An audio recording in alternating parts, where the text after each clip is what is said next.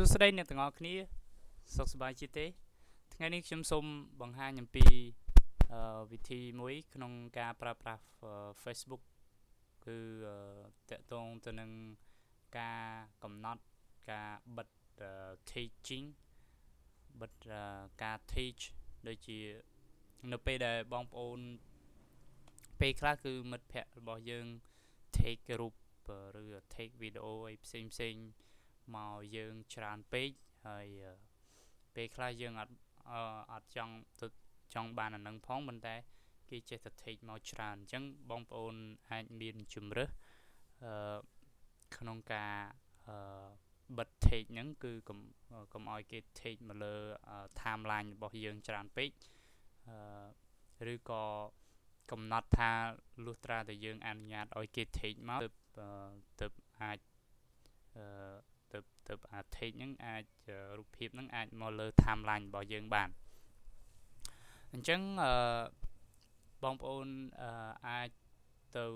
ចូលទៅខាងនេះខាង privacy shortcut កន្លែងរូបនេះរូបកូនសោមួយហ្នឹងនៅខាងនេះបងប្អូនឃើញ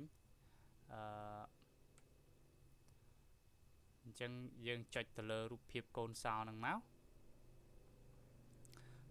ហើយបន្ទាប់មកបងប្អូនយកពាក្យថា see more setting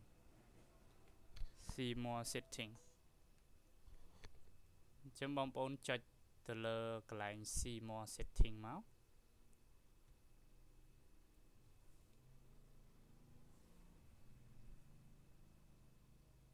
បាទអញ្ចឹងវាលោតផ្ទាំងនេះឲ្យហើយនៅខាងឆ្វេងដៃនេះយើងមាន privacy មាន timeline and teaching បាទ timeline and teaching អញ្ចឹងអ្វីដែលយើងត្រូវធ្វើគឺចុចទៅលើ timeline and teaching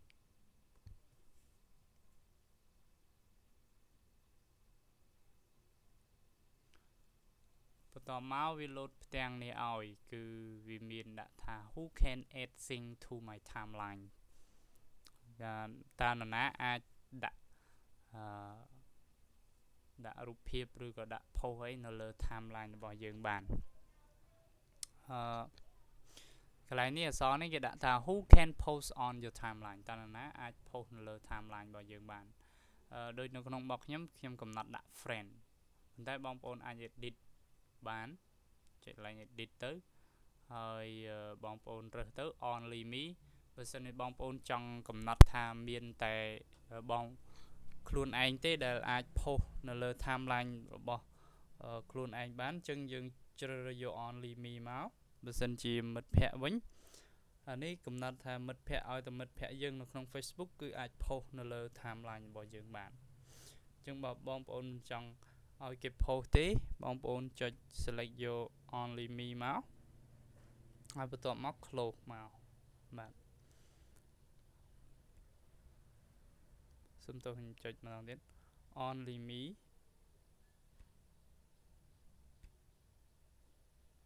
ហើយ close មួយទៀតដាក់ review post friends take you in before they appear on your timeline ចាំមានន័យថាយើងត្រូវការ review យើងត្រូវការត្រួតពិនិត្យមើល post នឹងសិននៅពេលដែលមិត្តភ័ក្តិ take យើង take អ្វីរូបភាពឬក៏ជា status អីមកយើងត្រូវការត្រួតពិនិត្យសិនមុនពេលដែលវាលេចឡើងនៅក្នុង timeline របស់យើងអញ្ចឹងយើងអាចត្រួតពិនិត្យថាតើ post ហ្នឹងវាល្អឬក៏មិនល្អយើងពេញចិត្តឬក៏មិនពេញចិត្តបើមិនយើងមិនពេញចិត្តយើងអាច remove ចោលបើយើងពេញចិត្តយើងអាចអនុញ្ញាតឲ្យ post ហ្នឹងនៅលើ timeline របស់យើងអញ្ចឹងកន្លែងនេះអក្សរនេះរបស់ខ្ញុំគឺដាក់ off មានន័យថាខ្ញុំមិនបាច់ review ឯគឺអ្នកណា post ក៏មក timeline របស់ខ្ញុំដែរប៉ុន្តែក្នុងករណីដែលបងប្អូនចង់ត្រួតពិនិត្យជាមុនសិនមុននឹង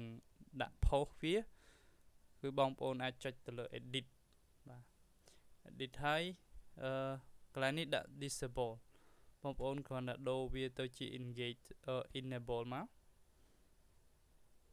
enable ចឹងមានន័យថារាល់ការ take របស់មិត្តភ័ក្តិមកលើ timeline របស់យើងត្រូវត្រួតពិនិត្យមុនសិនមុនអនុញ្ញាតឲ្យ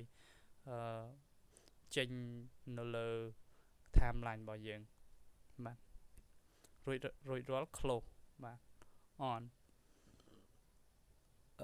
អញ្ចឹងនេះគឺជាការកំណត់មួយ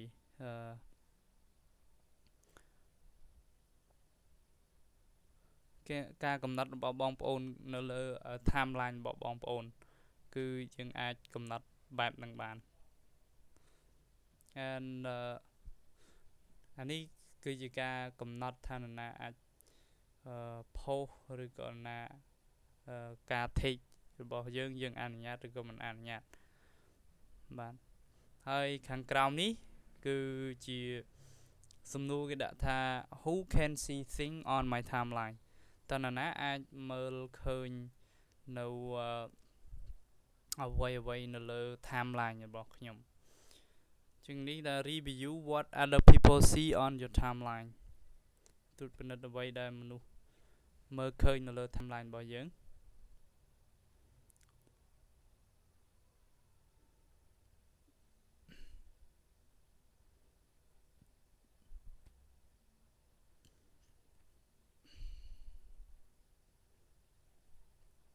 បាទហើយ who can see posts you've been tagged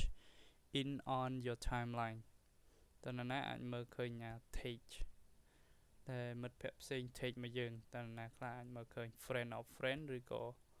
everyone ឬក៏ friend ឬក៏ only me ឬក៏យើងអាចកំណត់បានផ្សេងទៀតបាទហើយ who can see what other post on your timeline friend of friend ចឹងយើងអាចកំណត់បានកន្លែងហ្នឹងបាទអញ្ចឹងចំពោះអ្វីដែលសំខាន់គឺនៅទីនេះគឺកន្លែង take ដែលយើងត្រូវត្រួតពិនិត្យជាមុនសិនថា take ហ្នឹងវាល្អឬក៏មិនល្អយើងពេញចិត្តឬមិនពេញចិត្តយើងអនុញ្ញាតឲ្យ take មកលើ timeline យើងឬក៏អត់អាហ្នឹងយើងមានន័យថាយើង control បានហើយបើសិនបងប្អូនដាក់ off គឺយើងអត់ control បានទេគឺរាល់តែគេ take របស់គេគឺត្រូវទៅចូល automatic តែម្ដងពេលខ្លះមួយថ្ងៃបងប្អូនបើក profile ទៅគឺឃើញអ្វីជាច្រើនទាំងល្អទាំងមិនល្អនឹងចូលគ្នាមិចនៅក្នុង timeline របស់បងប្អូនអញ្ចឹងវាធ្វើឲ្យមានការរញ៉េរញ៉ៃបាទហើយកន្លែង who can post on your timeline ក៏សំខាន់ដែរយើងអាចកំណត់នរណាដែលអាច post នៅលើ timeline របស់យើងបានបើសិនយើងអត់កំណត់ទេគឺមានន័យនរណាក៏អាច post លើ timeline របស់យើងបានដែរបាទ